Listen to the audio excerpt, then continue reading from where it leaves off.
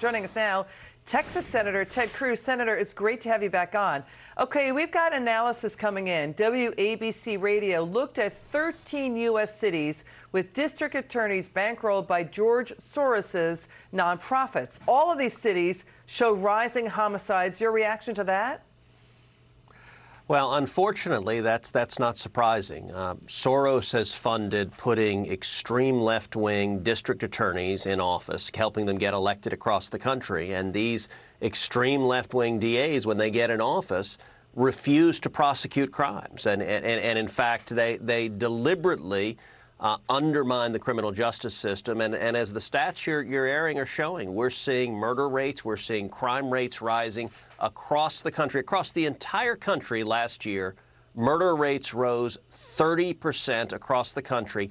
That is the highest one-year increase in murder rates in over 100 years. And it's when you have Democratic politicians arguing for abolishing the police, undermining the cops, and when you have DAs refusing to prosecute crimes, the result, to the shock of nobody, is more crimes and more murders. You know, Senator, Chicago, Milwaukee, Jackson, Mississippi set murder records this year. All have Soros-backed DAs. He's pouring tens of millions of dollars into the campaign war chests of these DA candidates from coast to coast. It's swamping all the other candidates. How do you stop this?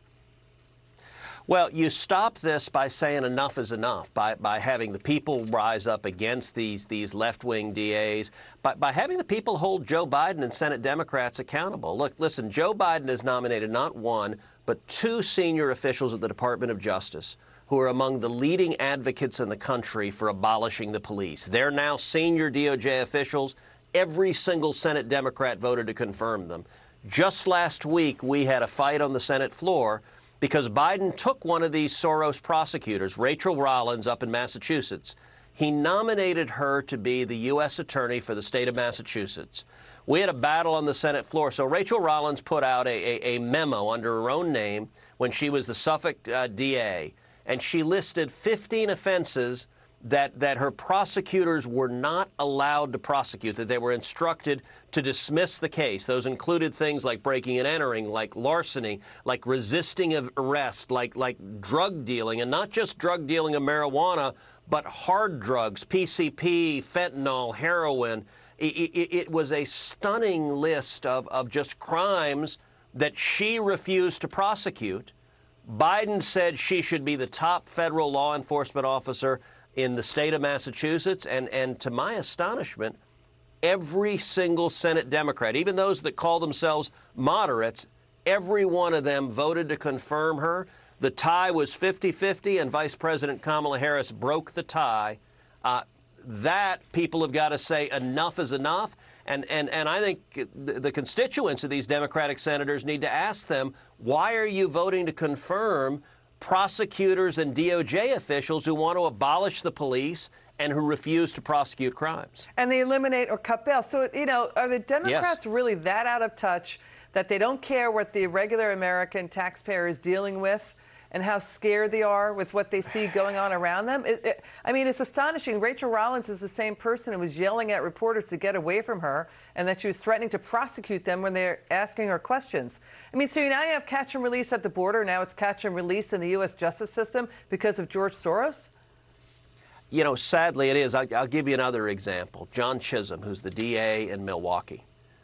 You remember the defendant who drove his red SUV into the Christmas parade and murdered several people. That defendant had previously been arrested for driving that same red SUV to run down a woman who was the mother of his child. He was arrested for running someone down with the SUV.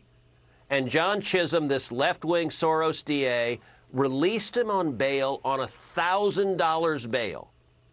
And what does he do? He takes the same vehicle, the same red SUV, and plows it into a Christmas parade, murdering people, murdering children. It is horrific. And there's a direct cause and effect. If you don't prosecute crimes, if you let violent criminals go, they commit more crimes of violence. Yeah, and Senator, and right now, sorry, that Milwaukee DA applauded the DA of Philadelphia, who also got $1.7 million from George Soros's nonprofit.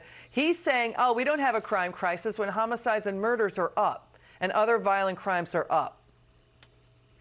Look, that is exactly right. Just today in the Senate Judiciary Committee, we had a hearing on a Biden judicial nominee to the Court of Appeals who is a federal judge in New York who released criminals, violent criminals, on so-called compassionate release because of COVID.